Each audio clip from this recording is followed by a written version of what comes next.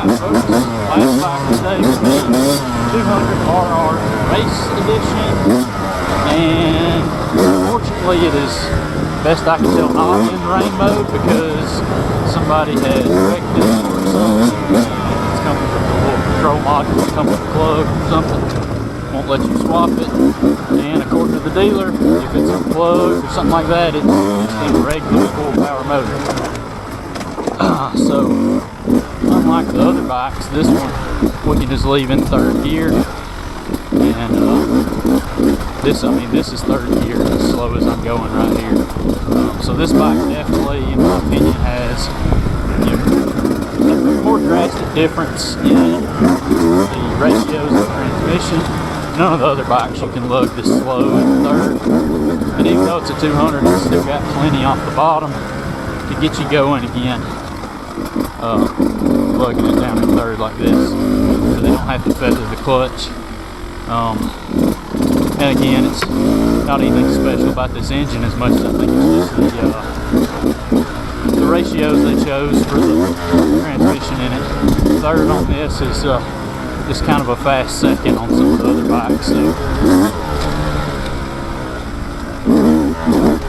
And they probably also gear it that way, knowing that the 200 more younger, more beginner riders might gravitate to it. So having a better transmission ratio would be beneficial for them. The suspension is absolutely the best on this bike, and again, part of that, it's probably sprung a little lighter, valved a little softer, given the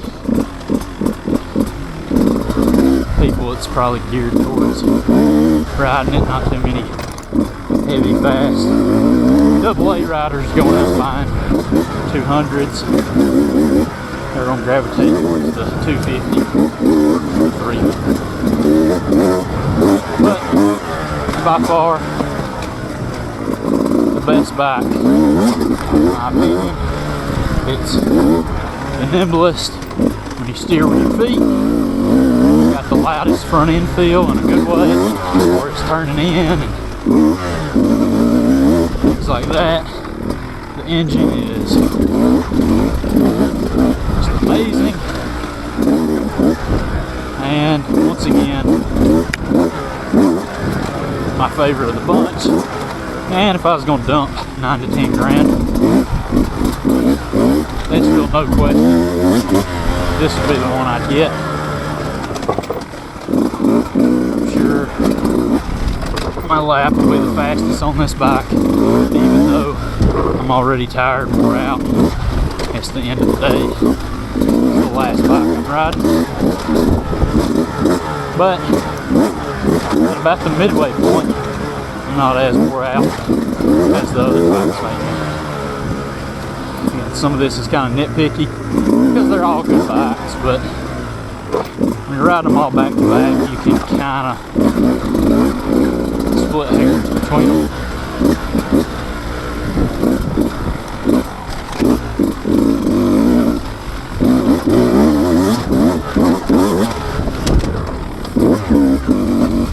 Again, third gear,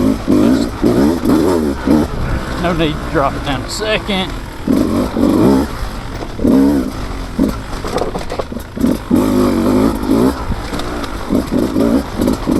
Well,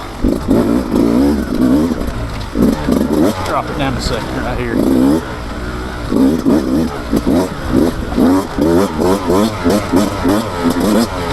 This engine likes to rev out too, so even if you do run it at a higher RPM in second, it's not like you're at the top of the gear by any means. Just a little peppier in second.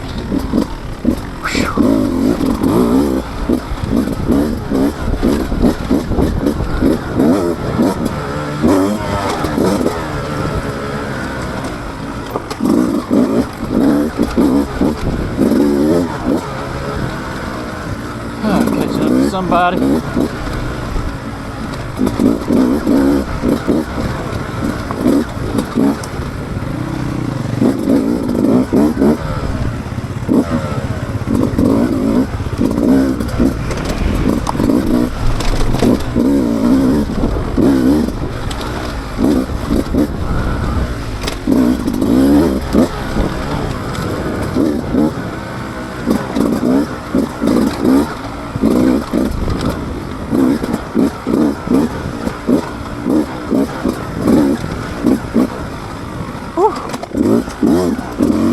at the end of the day, I'm still no faster on this 200RR Race Edition, which is the fastest bike for me out of this bunch.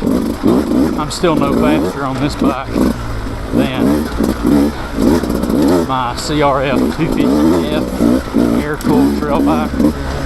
Once you add suspension to that bike, I've come out here and rode this same loop, which is the same loop we rode last year for the beta demo, and of course I've got all the videos to look back on, so I can time myself through the video, and I'm just as fast on that air-cooled 250F with upgraded front suspension as I am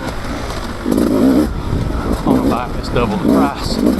That's not saying these bikes ain't worth the money, it just means that I am not that good of a rider. Once I get a little exhausted, I pretty much ride the same pace on all of them. This one being a little lighter and having a little smoother power curve to maintain a slightly faster pace on it, longer. And the suspension is a little more compliant at my weight of around 170 pounds in gear.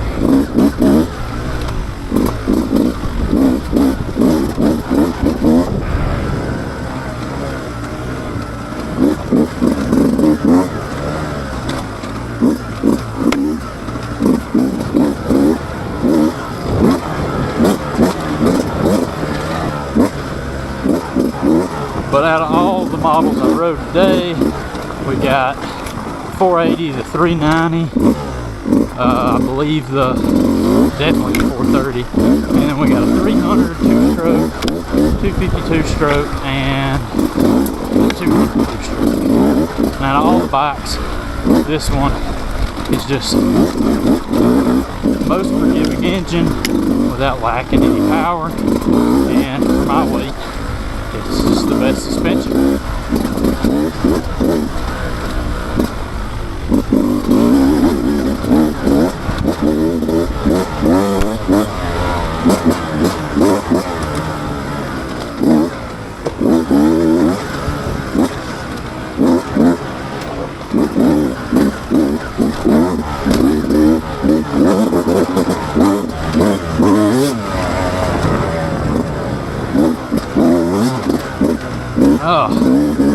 And that'll conclude our time on the 200RR Race 2024 model.